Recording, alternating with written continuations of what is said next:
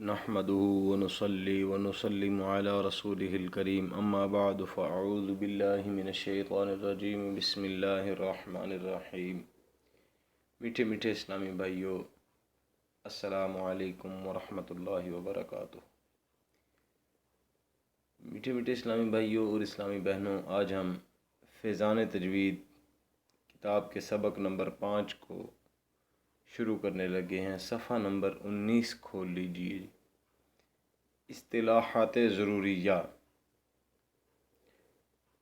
یہ وہ الفاظ ہیں جو ہم کتاب میں پڑھیں گے۔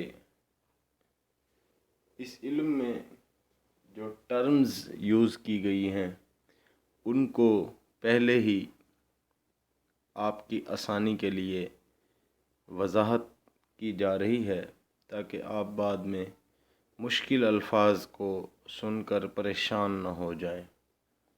تو ان اصطلاحات کے متعلق آج ہم پڑھتے ہیں۔ پہلی جو اصطلاح اس میں استعمال کی جائے گی وہ ہے استعاذہ۔ استعاذہ کا جب لفظ بولا جائے گا تو اس سے مراد ہوگا اعوذ باللہ من الشیطان الرجیم پڑھنا۔ استعاذہ کا معنی تعوذ، یعنی اعوذ باللہ من الشیطان الرجیم، یعنی کتاب میں جہاں کہیں لفظ استعاذہ بولا جائے تو اس سے آپ کے ذہن میں یہ پوری اعوذ باللہ من الشیطان الرجیم پڑھنا آ جانا چاہیے۔ ایسے دوسری اصطلاح پر چلتے ہیں۔ بسملہ، یہ لفظ ہے بسملہ، یہ جب بولا جائے یا لکھا جائے یا آپ پڑھیں بسملہ کا لفظ تو اس سے مراد بسم اللہ الرحمن الرحیم ہے۔ تیسری اصطلاح لحن۔ لحن کے مطلب ہے تجوید کے قواعد کے خلاف ورزی کرتے ہوئے پڑھنا، یعنی قواعد تجوید کے خلاف پڑھنا لحن کہلاتا ہے۔ حروف، الف سے یا تک، الف سے لے کر یا تک سب حروف ہیں جن کی تعداد 29 ہے۔ ان کو حروف تہجی بھی کہتے ہیں۔ پانچویں اصطلاح دیکھ لیجیے۔ حروف متشابہ، وہ حروف جن کی شکل ایک دوسرے سے ملتی ہو، صرف نقطے کا فرق ہو، جیسے با اور تا۔ حروف غیر متشابہ، وہ حروف جن کی شکل ایک دوسرے سے نہ ملتی ہو، جیسے با اور جیم۔ ساتویں اصطلاح حروف قریب الصوت، یعنی وہ حروف جن کی آواز ایک دوسرے سے ملتی ہو، جیسے تا اور طا، ث سین صاد، ذال ذا ظا، ضاد دال، حا ہا، عین حمزہ، قاف اور کاف۔ حروف بعید الصوت، یعنی جن کی آواز دوسرے حروف سے نہ ملتی ہو، یعنی کہ ایسے حروف جن کی باہم ایک دوسرے کے ساتھ آواز نہ ملتی ہو، جیسے حا، دال، جیم۔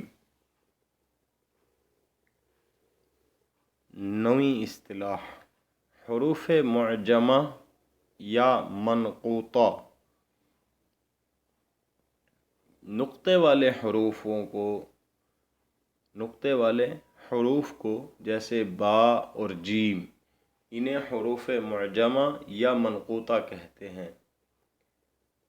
حروف مہملہ یا غیر منقوطہ، جن پر نقطے نہ ہوں، جیسے حا، دال، را۔ 11ویں اصطلاح حروف فوقانی، وہ حروف جن کے اوپر نقطہ ہو، جیسے تا، خا، حروف تحتانی وہ حروف جن کے نیچے نقطہ ہو جیسے با، حروف متوسطہ وہ حروف جن کے درمیان نقطہ ہو جیسے جیم۔ 14ویں اصطلاح حرکت۔ یہ حرکت کسے کہتے ہیں؟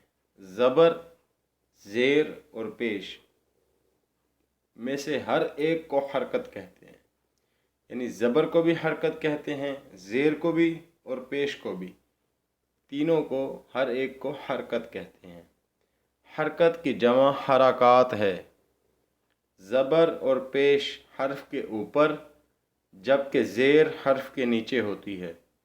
ان تینوں کی مثال اس کلمے میں موجود ہے، جیسے خلق، خا میں اور قاف میں پیش اور زبر اوپر جبکہ لام میں زیر نیچے ہے۔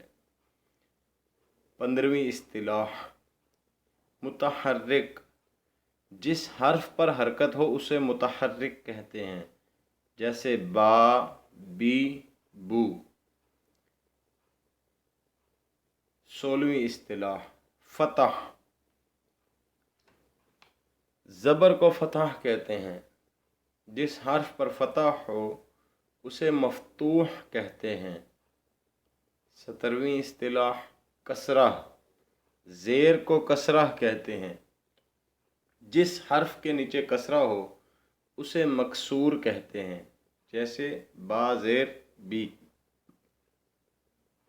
18ویں اصطلاح دمہ۔ پیش کو دمہ کہتے ہیں، جس حرف پر دمہ ہو اسے مدموم کہتے ہیں، جیسے بو، با پیش بو۔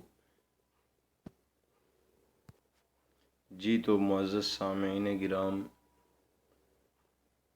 میٹھے میٹھے اسلامی بھائیوں اور اسلامی بہنوں، آج آپ 18 اصطلاحات پڑھ چکے ہیں۔ آپ سے مدنی التجا ہے کہ آپ ان 18 اصطلاحات کو خوب ازبر یاد کر لیجئے۔ انشاءاللہ عز و جل ہم اگلے سبق میں آگے اصطلاحات پڑھیں گے، انشاءاللہ عز و جل۔